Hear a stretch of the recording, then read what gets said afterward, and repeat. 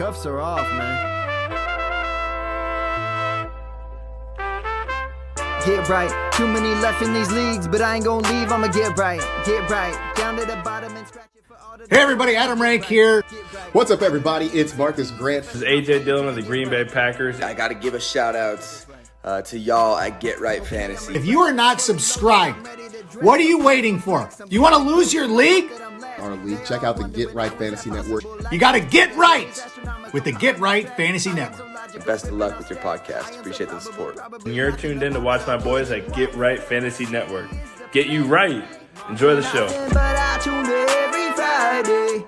Strategies provided, I will lock in every way. So go and roll your sleeves up. Yeah, go roll your sleeves up. And I'm getting down, cause I roll my sleeves up. And I'm getting right, cause I roll my sleeves up. What up? What up? What up, world? We are back. I'm Anthony, aka Rasta, and this is Get Right Fantasy Network. And I'm here solo tonight. Happy Memorial Day out there. Want to, of course, pay tribute to all of our fallen veterans out there. So again, we couldn't do the things we can do here if it weren't for them. So again, we always want to pay our respects there. And then other than that, man, we're here to talk some fantasy football. So glad you guys can join me here tonight, even though Frank's not here.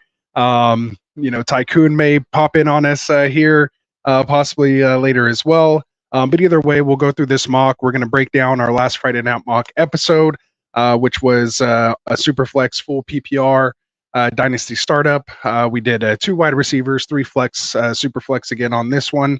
And what's good about this type of show is not only, of course, are we giving you that feedback for your own drafts, but also for our mock draft tournament of champions. That's going to be starting July 29th. It's going to give you guys some insight on kind of how I feel specifically here tonight about the teams, what we're looking for in roster construction that can help you advance in that mock tournament as well. It will be, of course, based off redraft, but again, we'll get into more of that as we go along. So for those of you guys who are new to the channel, hopefully you hit that subscribe button for us here. If you're already subscribed, hit that like button for me as well. But on Mondays, we're doing our mock grades here. And Fridays, we're back here again doing the actual Friday night mocks, doing the drafts itself. We will have some other shows coming up throughout the season. We'll be Monday, Wednesday, Friday, Sunday, doing waiver wires, roster management, game by game start sit. And Sunday morning active and last minute start sits for you guys throughout the season. And speaking of getting through the season, man, you do it to take home that prize at the end, man. You want to be the champion, and in order to do that, you want to get yourself one of these. Brought to you by our boys over here at TrophySmack.com. So make sure you guys go check them out. The link is down in the description. And when you do, you can browse all of their trophies, custom rings, like we did for our 1,000 subscriber giveaway. They also have belts, regular trophies, customizable chains. Again, all that can be found on TrophySmack.com. So again, use that link down there when you check out. Use that promo code GetRight, and that will help support the channel. So yeah, other than that, man, let's get to it here. We got the roll stopping in here saying late night streams. You love it. Glad to be here, man. This is when we can do it. Once the kids go to sleep here. And, shout out to my son turning 18 yesterday. We got to go out to the poker room. So that was a lot of fun, man. Really enjoyed that. We got Dubs Win, Mr. Wilson in the house here saying, what's up? How's it going, Wilson? Glad for you to be here.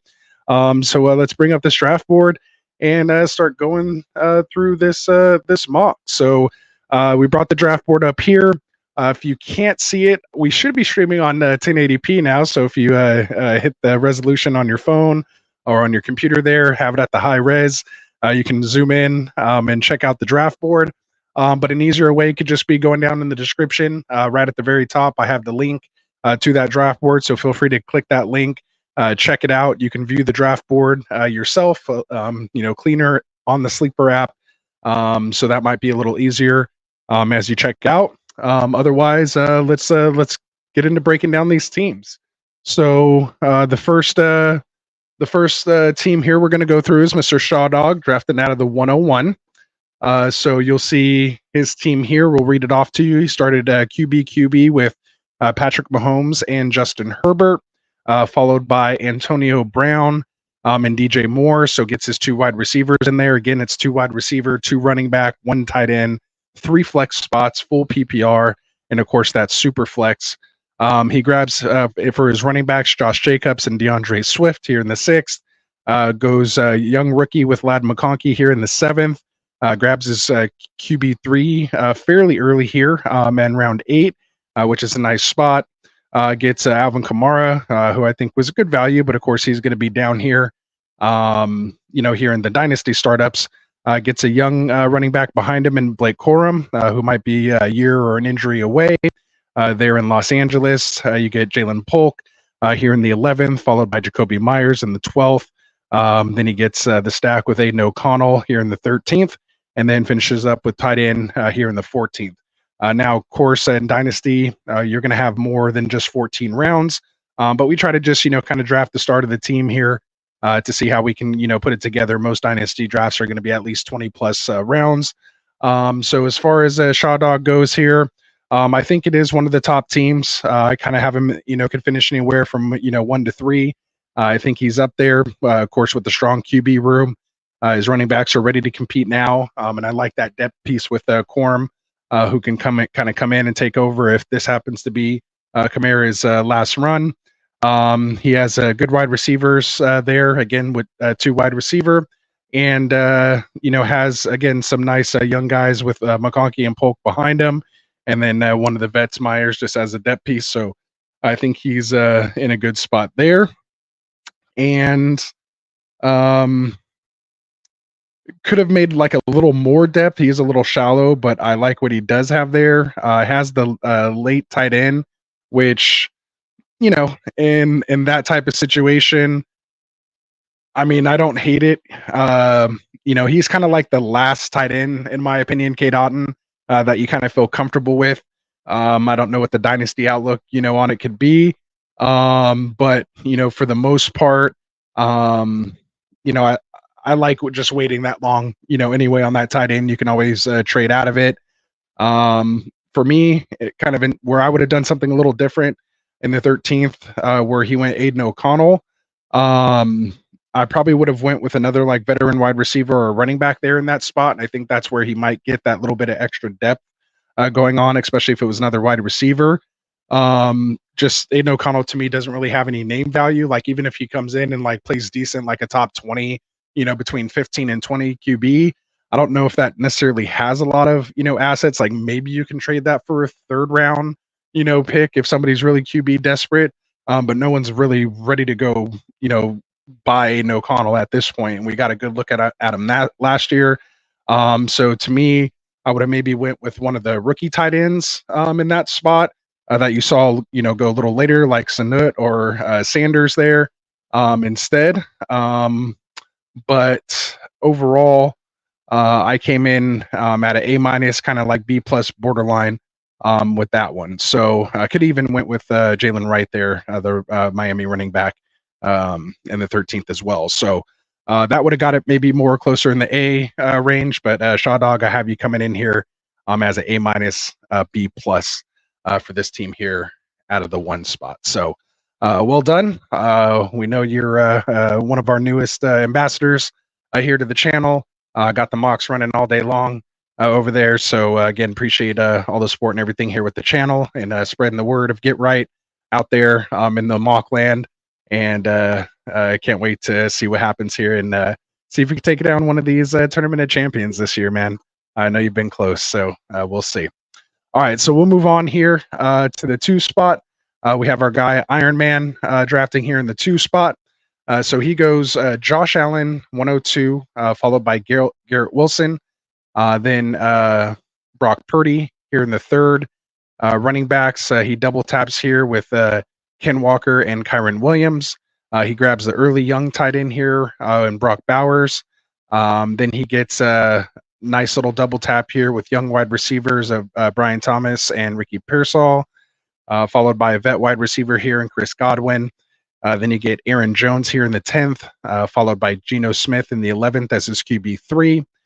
Then you get his QB5 and Cortland Sutton in the 12th, followed by his tight end 2 or tight end 1, however you look at it, with Dallas Goedert here in the 13th, and then gets a second-year guy in Marvin Mims down here in the 14th.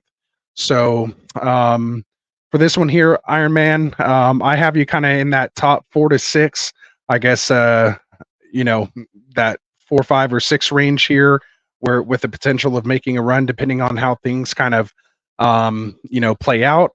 His QBs are definitely ready to compete now, and I like the fact that he has, 3 good ones. Even with being older, it's like a perfect QB3 there to go with Allen. Bona fide QB1 with a nice young quarterback there with hopefully some promise in Purdy. So I think that was well done there. His running backs are win now. It lacks a little depth, but you can always trade, for a running back later on. But again, coming out with Walker and Williams and Aaron Jones, he's ready to go now. And as far as his wide receivers, it's a decent wide receiver room. He has rookies, there in that spot that are some assets that can, really potentially gain some there, and then has that kind of bona fide wide receiver 1 potential guy here in Garrett Wilson. So I like the kind of the core that he has going there. Could be maybe a year away, but again, could make a run, with the pieces he has. So I came in with this one as a solid B, maybe a little towards a B minus. And yeah, but I kind of just have him right in that range. So let me know what you guys think there on Iron Man's team. Do you like it better than Shaw Dogs? I apparently did here in my grading, but we'll see what you guys say. So we'll continue to move on here. We have our boy Fins Up here drafting in the 3 spot. So he comes out with kind of looks like a little anchor QB build here. He goes Jalen Hurts in the 103, followed by Christian McCaffrey, RB1. Grabs the young wide receiver rookie here in Malik Neighbors in the 303, followed by Michael Pittman in the 4th. Gets his QB2 and Von Achan here in the 5th.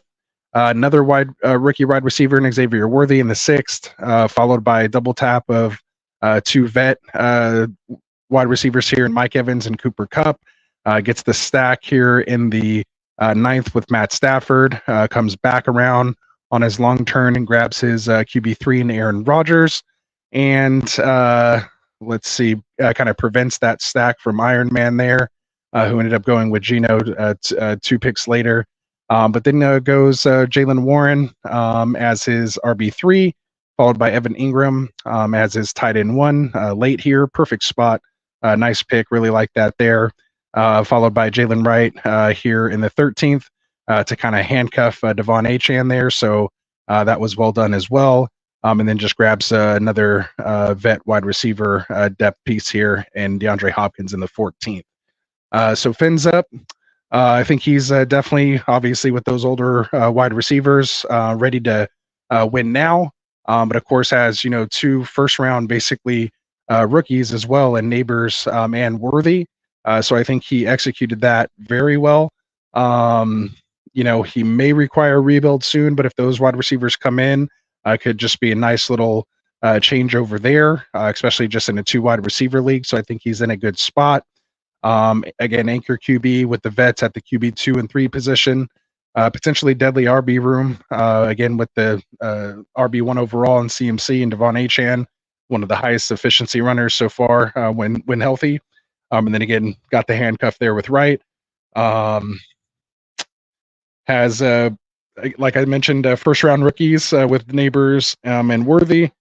And his other wide receivers were all basically wide receiver 1 overalls in respective years when they were at their peak. Like I said, with Kupp, Evans, and DeAndre Hopkins. And then just kind of Pittman right there in the middle. So definitely like the wide receiver room there. Got the top target getter and tight end last year at a very good spot. So great pick there. Just very well drafted team with the understanding that you have to sell off some of those pieces if you end up having some other injuries or feel like you missed out or maybe lost in the first round. Try to push those pieces if the league does allow trades during playoffs, which I'm a fan of. Let me know what you guys think about having trades on during the playoffs. I think that's for sellers how you can get just insane value. You can kind of hold guys for ransom that are trying to win a championship and kind of get the best value there. So anyway, let me know what you think about that.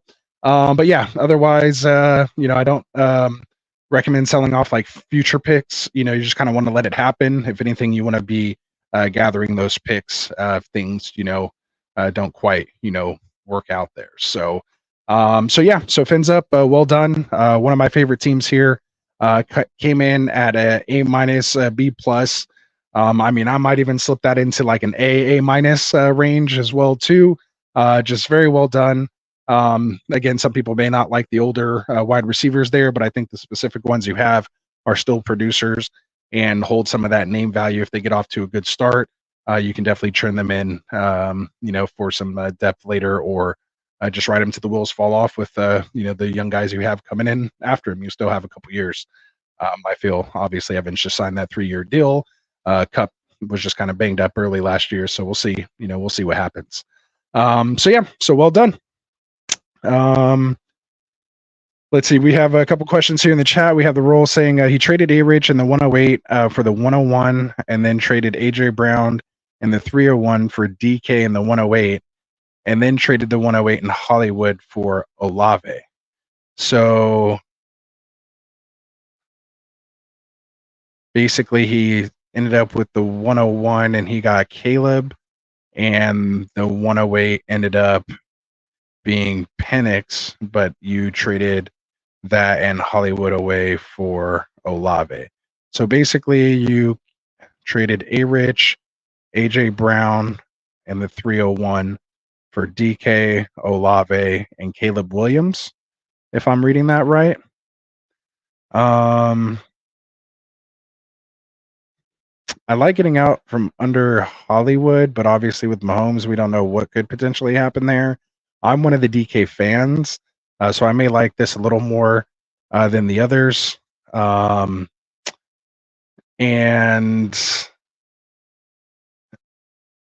I like Olave. We just don't know what's going to happen there at quarterback this year as well, too. And A-Rich, you never know what's going to happen, but I think, Caleb Williams could potentially be maybe not hit the peaks he can, but get similar peaks with a lot longer sustainability if he does work out there in Chicago. So I think it's fairly even. That's so tough. A-Rich and AJ Brown, and if you would have been able to keep that 108, you'd still have Hollywood and whoever you get at 108, which maybe have been, Xavier Worthy, or maybe Brian Thomas, Ladd McConkey. So there could have been some potential guys there, maybe even Brooks. You could have got him there, Jalen Brooks. So I don't know. So like right on the fence, I think it was fairly even. But if you're happy with what you got and you got the guys you wanted, that's most important, man. Play with who you think and who you want. That's the most important thing. Forget what any trade calculator or anything else says. As long as you feel it was a good trade and you got the pieces you want, then good job. You never know how the other stuff's going to work out. So well done. He says, you ever think DK is going to get back to his wide receiver 7 finish? I think at full PPR, he finished, I think, wide receiver 5, I think was the highest he finished maybe one year, but you're probably right. I don't know if he ever will. I'm still like a believer, but he is getting older. He hasn't quite gotten there yet. He does have JSN coming in. Maybe when maybe we always thought once Lockett maybe started taking a back seat, he would pick up. What I do like about DK's is he's always like top 5 in end zone targets. You want that, which gives you that path to a top 5. Yeah, and it was top 7 his sophomore year. And then he's been 14, 16, and then last year 21 overall. So, averages 8. You could basically bank on 8 touchdowns a year. Is basic, what he's been averaging. 7, 10, 12, 6, and 8. So basically averages out to 8. You're going to get 1,000 yards. You're going to get 8 touchdowns, depending on where that falls for the wide receivers that year. Again, I just feel like you know what you're going to get. He's going to win you a week or two when he goes off.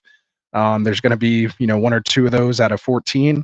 Otherwise, just the weeks he scores, he's going to do good. And then the weeks he doesn't score, it might be a little rougher. He's going to give you between those, 11 to, 12 points. I mean, he was just super consistent last year.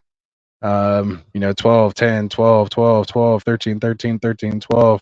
Then I think he had like that big 30 point week, like when he went off against Dallas, I believe. And yeah, I mean, that's DK for you. So I don't know, man. I like him. I think it was decent, but we'll go ahead and move on as I start rambling here. So what happens when I'm just here by myself, guys. I don't have anyone to bounce these ideas off of, but it's all good. I like having the mic to myself, so to speak. So let's get on to it, man. Hopefully, guys, if you're new here, hit that subscribe button for us. I promise we're better when all of us are here breaking this stuff down. But yeah, I think we only need 1 subscriber, man, to hit 1.1 thousand. So again, we appreciate all you guys there. Hit that like button for us. Help us get it out in the algorithm, get into new people's feeds so they can come in and be part of this Get Right community. So yeah, so we'll continue on here with our mock draft grades. We'll move on here to team 4, which was our boy Ron Swanson. Again, we're grading a Superflex Full PPR 2 wide receiver, 3 flex Dynasty startup. Just the first 14 rounds to see how the core of these teams start to go together. So Ron Swanson here out of the 4 spot goes with CJ Stroud, followed with his QB2 in Kyler Murray. Then he hits 3 wide receivers in a row, Chris Olave, Zay Flowers, and Jordan Addison. Then gets his QB3 here in the 6 in Will Levis. Careful if you Google Will Levis right now or on Twitter. You have Jaden Reed coming in here in round 7, followed by Jahan Dotson, who I hope can make a comeback here, man. So big on him last year. He flopped in his sophomore year. Hopefully he can hit that 3rd-year breakout. We get TJ Hawkinson here still off the board at 9, coming off that late ACL, I think week 15. So pretty much this year's done. But he is only 26 years old. So, again, this is a dynasty startup. So you just kind of lock him in now because if he wasn't hurt, he'd be going, up here probably in the, 4th or 5th, in between, or maybe possibly down here between the 5th and the 7th. Somewhere there at least. So getting him here in the 9th is not bad. Followed by Judy and Josh Downs. Gets a tight end 2 and Pat Fairmouth, followed by Nick Chubb coming off that horrendous knee, suffered like in week 2 or whatever it was, or week 1 even, real early last year. And then Kendre Miller down here in round 14, as there's only 2 running backs off the board here. So let's see what we have in store here. So I have Ron Swanson. I don't have him as a contender. Kind of have him as a bottom 6 team, which, could be done, on purpose. This could be one of those first-year struggles. Try to get himself some high draft capital, maybe sell off some of the pieces he does have now, some of the older players to just get some of that depth going, or get some of those picks going so that he can get this team into a position to compete. Obviously invested heavy in wide receivers, so he's hoping those young picks that he had could potentially cash out and get him in a good spot to make some moves. Obviously, he's good with and young at quarterback with Stroud and Murray, and then kind of has that lotto ticket in Will Levis to see how that ends up playing out as well. So he could have a potential nice young QB3 there for the next couple years. Again, Hawkinson's more of a next year play than this year. So, with the right, moves here with this team, and of course, a little more, obviously several more rounds, he could be a few trades away from being a really nice contender in the next couple years. But for this year, it's not quite there.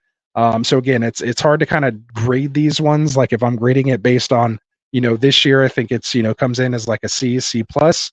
But for the most part, again, this is kind of how you play Dynasty. At least one or two teams kind of do this. They go with that first year struggle. So in that case, I think he did it well by just holding off and not drafting any running backs if he wasn't getting, any good value, or if he already decided that he's not competing this year. You truly don't even really need to draft any running backs. You can always just trade for those later. Some veteran guys, they're always ready to be moved because of the short shelf life. So you don't really want to add those until you compete. So if you took it from that perspective, I would definitely give it, an A minus for the execution there. Again, all young assets that he went after that could be moved, if that stock market value goes up with their play this year. With all these guys, I mean, Olave, Flowers, Addison, a lot of second-year guys, Reed, John Dotson, again, waiting for a breakout, Jerry Jeudy with the team switch, Josh Downs, second-year guy. So he's just banking on those breakouts. If he hits on just half of these guys, he's going to be in some serious contention and have some serious assets to move on with. So again, if we're grading it just for this year, C plus. But if we're grading it just kind of overall with that future dynasty outlook and needing some execution there, I think he did it very well. Not a lot of people like going this route because they always just want to win right now. But I think as the draft unfolds, if you especially if there's other trades and stuff going on during the draft and you feel like you didn't get in on any of that and your team is just behind, then don't settle for mediocrity. Just start acquiring assets and just start, building maybe for the next year or two from there. So there we go.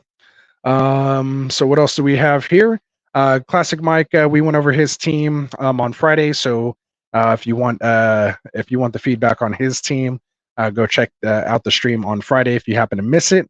But for the sake of time, we will move on here to Kuda here drafting out of the, what is that, 6th spot. So he goes Anthony Richardson with his first pick, followed by Jahmyr Gibbs, then Sam Laporta as his tight end. Grabs his next 2 picks as wide receivers and Nico Collins and DK Metcalf. Grabs his QB2 and Baker Mayfield here in the 6th. Grabs his RB2 and Derrick Henry in the 7th, followed by 2 more vet wide receivers in Amari Cooper and Hollywood Brown. Grabs his RB3 and Zamir White in the 10th, followed by Justin Fields, a little dart throw there at a QB3 with not too much left, taking a chance there in the 11th, followed by Zach Moss here in the 12th. Then he gets Rashid Shaheed in the 13th and rounds it out with Jerome Ford, who will most likely be starting the year for Cleveland as Chubb makes his way back from that injury in the 14th. So a little RB heavy in this one, but again, it's 2 wide receiver, 3 flex. So you have that ability to get these running backs. Of course, these are all kind of volume type guys or high efficiency guys with Gibbs in the lineup. So for Kuda, I think he's definitely a contender. I could see this range from anywhere from first place or maybe even just kind of a playoff team, getting in there at 6, just kind of depending on if his QB room, stays healthy, because there is, a little bit of lack of depth there. But has very strong running back room, decent to good wide receiver room with a little bit of depth. But it is kind of on the older side. Doesn't have any rookies on the team, so he's definitely going for it now. And then, of course, rounds it out with the tight end 1 in Dynasty right now and Sam Laporta. So overall, I think it was a nice put together team. Could go either way. So I kind of have it in that B minus range, just because of, some of those, things I mentioned, just, we're not sure, how the QB is going to play out with Richardson and Mayfield here, and then not having that QB3. If you had someone like Richardson, I think getting a QB3 is, more important. You need to, grab one a little sooner there, which, you kind of get set back by taking that early tight end there. And just, a couple other places, maybe he could have grabbed someone or maybe just went with a Carr, Derek Carr or someone like that, just to have a little bit of more safety net there if you're going to, go in right now. Again, wide receivers doesn't have like a true wide receiver 1. Metcalf, Collins, we've kind of seen him get there. We've seen Cooper kind of finish in as a top 12 type guy. Brown has the potential, but no just anchor wide receiver on this team. So that's what keeps it kind of down in that B, what I say, B plus, B minus type range. So somewhere in there as a B, Kuda. But always well done, man. Always like drafting with you. Keep it coming, man. Can't wait to see you in the tourney. All right, so we'll get on here to our boy Wilson.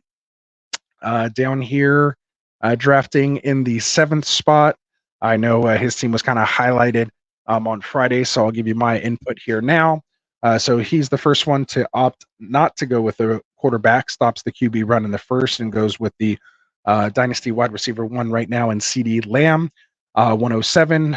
He comes back around and gets Puka Nacua as his second wide receiver. Again, just a 2 wide receiver league, 3 flex, so starting off very well there. Probably one of the best wide receiver duos to start off. You could argue that Jefferson Hill combo right next to it is pretty gnarly. And then that, Amon Ra, Harrison could be as well. So, we never know, but definitely feels like one of the top 2 guys you'd like to have at the position. Then he double taps quarterback with Tua Tagovailoa and Jared Goff, which I mentioned on Friday. Was a nice pick because he stopped the Jahmyr Gibbs, Sam Laporta, Jared Goff little trio stack there. So well done there, Wilson, for the sake of the league. Sometimes you got to take one for the team.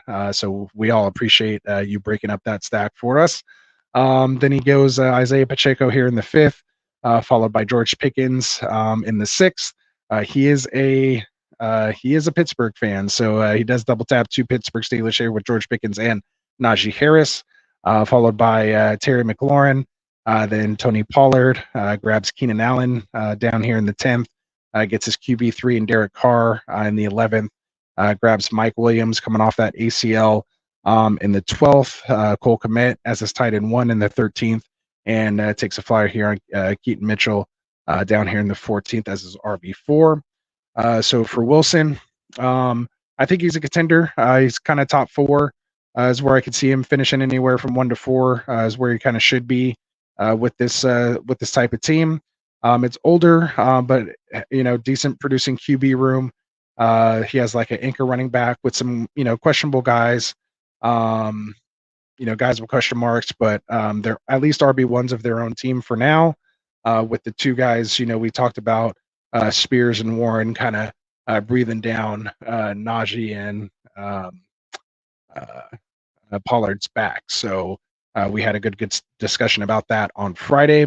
So again, top 2 to 3 starting wide receiver duo in the league, has good veteran depth behind it.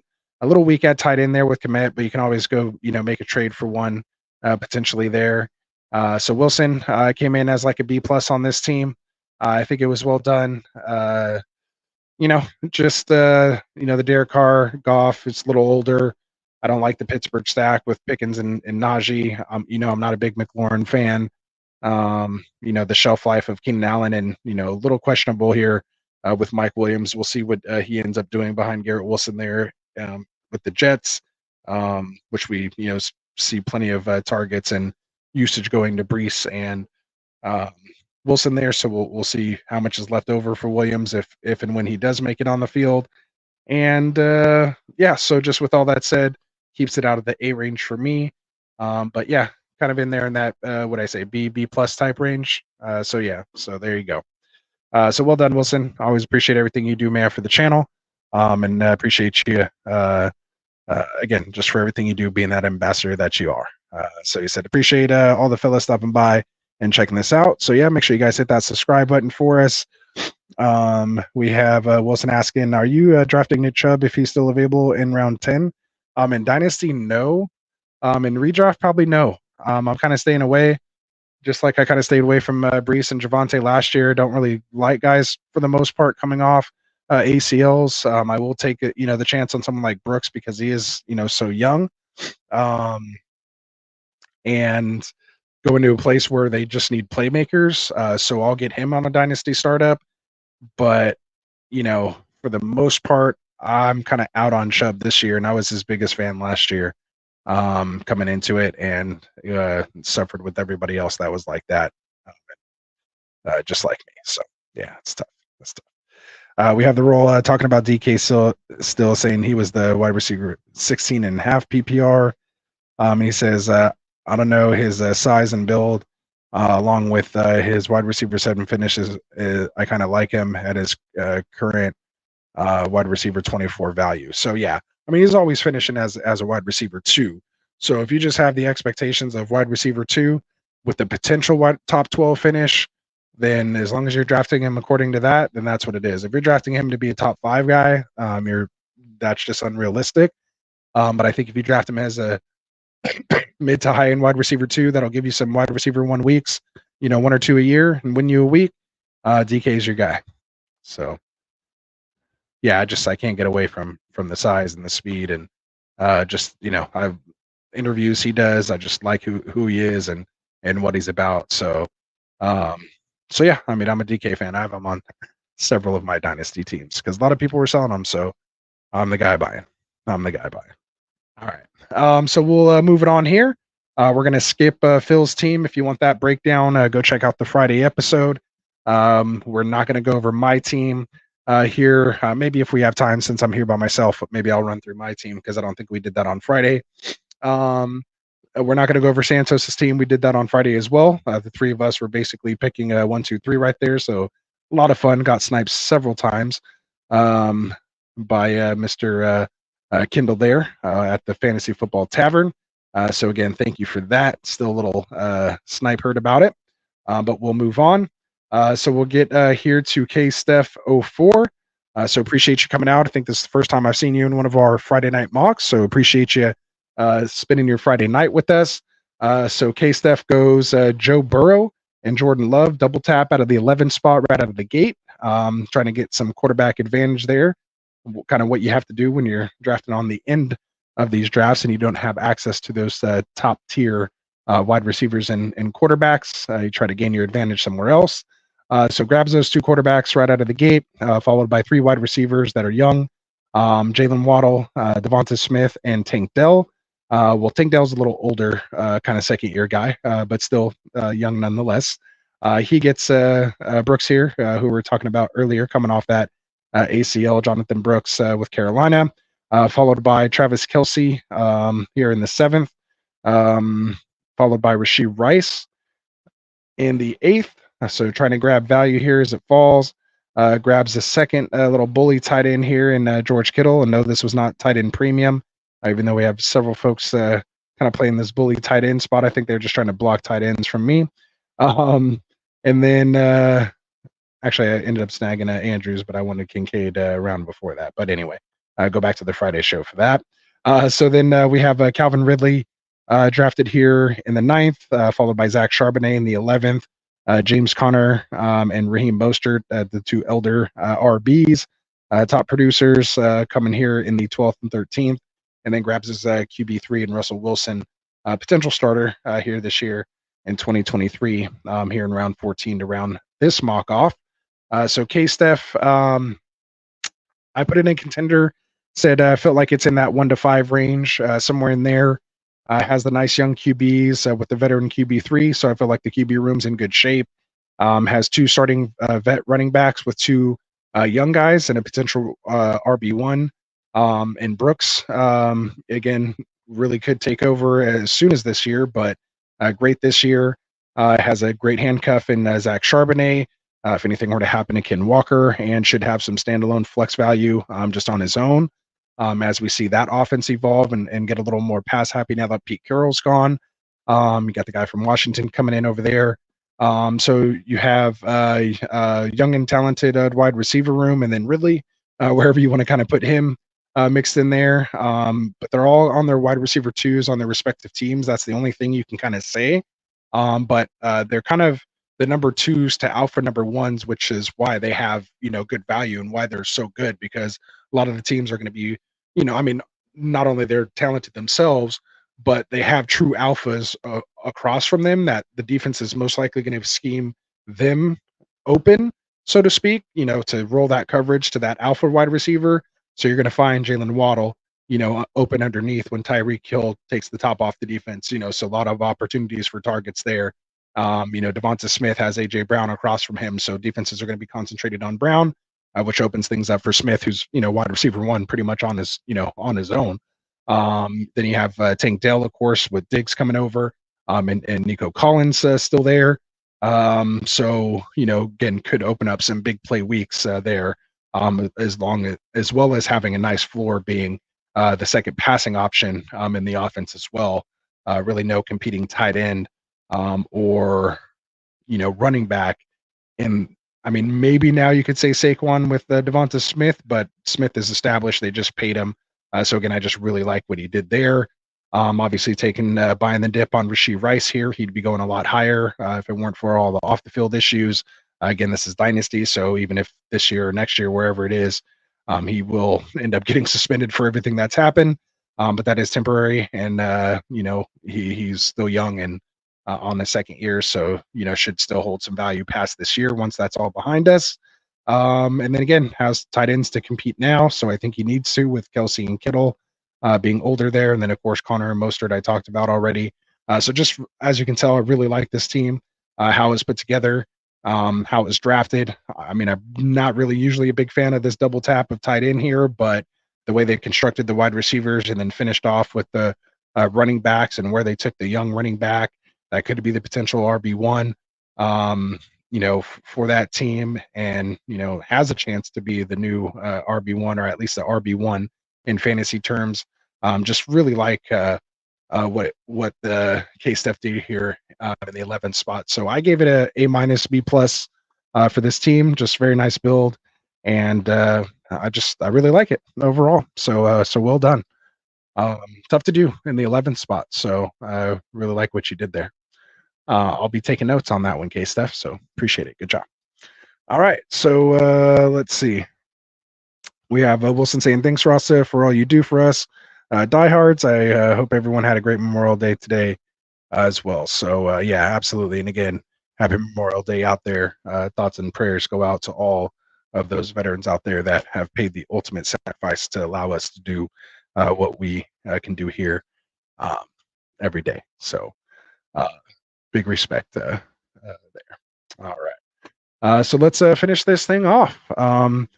We'll get here to the Nick Rock here in the 12 spot. So obviously you're kind of at a disadvantage here drafting 12. So you kind of got to make a decision on what to do and get a little unique. This was one of the more unique builds that I've seen out of the 12 spot in Dynasty Startup. So let's run through it and I'll give you my thoughts. So Nick Rock goes Amon-Ra St. Brown here at the 112, followed by Marvin Harrison Jr. Double tap there. Comes back around, grabs another young wide receiver asset in Brandon Ayuk. Then triple taps quarterback, which caused a lot of problems with some of these builds. Nobody really expected it. Classic. Phil thought Cousins might fall back to them, but that didn't happen. So he takes Dak Prescott, Bryce Young, and Kirk Cousins there in the 4th, 5th, and 6th. Grabs another wide receiver depth piece there in Steph Diggs in the 7th, followed by Ramondre Stevenson as his RB1, then gets Jake Ferguson, followed by Deontay Johnson, wide receiver, gets Troy Franklin here in the, 11th, followed by Romeo Doubs in the 12th, gets Austin Eckler in the 13th, and finishes it off with Devin Singletary in the 14th. So Nick Rock, I think he could be a contender. I have him kind of in that 3 to 6 type range. Has some older QBs, coming off injury and just kind of non-production. Obviously, with Bryce Young and Kirk Cousins with that Achilles. And then there's Dak, who's, coming off a potential MVP bid there. Great wide receiver assets. You can look to package some of those assets and sell off a couple to maybe upgrade at QB if you need to. Package them, a piece with something else to upgrade at a running back position to kind of move up in the contention rates. Just because his running backs are a little suspect, but we'll see what ends up happening. Devin Singletary, has a path. Eckler could be a nice just PPR flex type piece, for getting him there in the 13th. Could have a good role there. Ramondre Stevenson could make that leap and be a true RB1 this year. So the path is there for it. So I like what he did there. So we'll see what happens. His tight end is okay. Again, got the Ferguson and Dak stack, so I like that there to get a little extra value out of that position. So that definitely helps in my opinion. So for Nick Rock, I came in with a solid B for this one here. So well done. And yeah, so there we go. So yeah, so sorry you guys only got just my opinion here this week. So we don't get to see kind of where Frank came in at, or even Tycoon. But hopefully that helped you out with just some insight, which what I was thinking, as this draft unfolded. So hope you guys did well there. I do, of course, have to let you guys know about our boys. Let me get this fixed here. Does that work? There we go.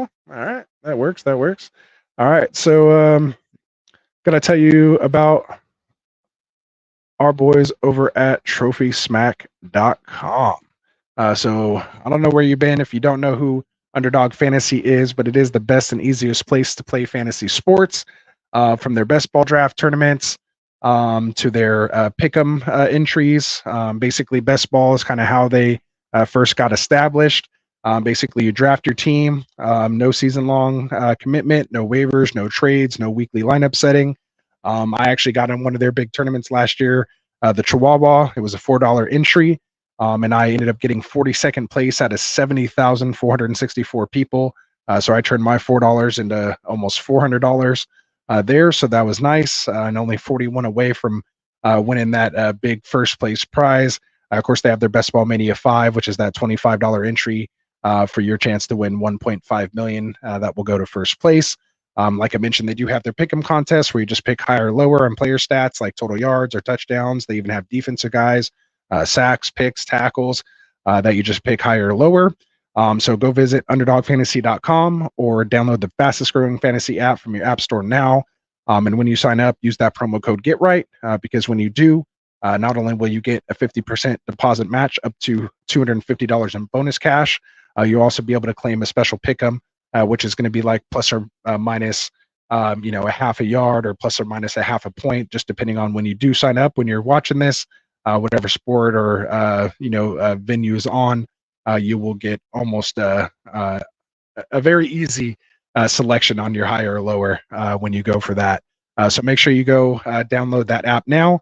Use that promo code GETRIGHT and let me know. We'll jump in a draft right now. So may not like right now, but once you go, make your deposit and let me know, and we'll jump in a draft together. All right. So we got that out of the way. So we're gonna finish up a little early here tonight. I want to thank you guys all here for coming. We will be back on Friday for another Friday Night Mocks episode. I believe this will be the last Dynasty startup mock. So if you want to get any more startup mocks in under your belt, maybe if you have one coming up this weekend, jump in on our mock on Friday.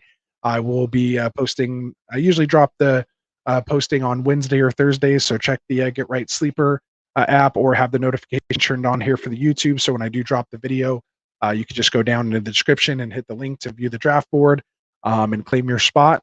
They do fill fairly quickly. I try to send some invites out to people that maybe didn't get in the week before, that reached out to me if they missed it and wanted to get in. Otherwise, people are just jumping in and they're filling up quick. So make sure you guys hit that like and subscribe button for us here on the channel as we continue to grow. Hopefully up and onwards past this 1.1 thousand subscribers, man. Really appreciate that. And I hope you like what we're doing here, man. Trying to bring you some different takes here as well. On Get Right Fantasy, we have our newest additions here to the channel. We have our boys Kendall and Phil, who joined me last Friday. You have Kendall Vanderbilt with the Fantasy Football Tavern. If you're looking to enjoy some hot takes and cold beers, be sure to tune in to Kendall with the Fantasy Football Tavern here on Get Right Fantasy Network. Of course, he'll be doing a lot of mock drafts. He goes over a lot of trades, things like that. Really loves diving in, draft strategy, does a ton of research on ADP and things like that. So great expert that we were able to bring in here. Just goes hand in hand with what we do here with our mock drafts and getting you prepared for your guys' upcoming drafts. So he'll be continuing to do that. And then we have our boy Phil Ruskin over here with the extra point. He likes to say everyone likes scoring touchdowns, but you got to come out and kick that extra point.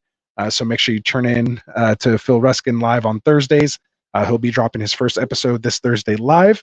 So you'll be able to ask your questions and get your answers. And so make sure you guys come check out our boys here on Get Right Fantasy Network.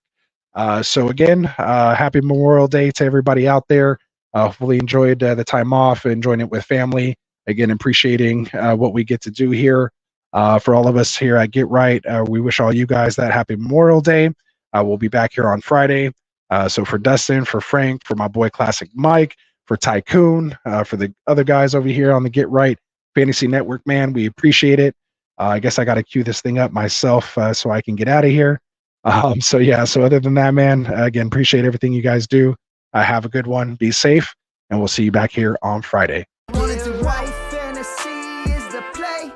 Marking nothing, but I tune in every Friday. Strategies provided, I will lock in every way. So go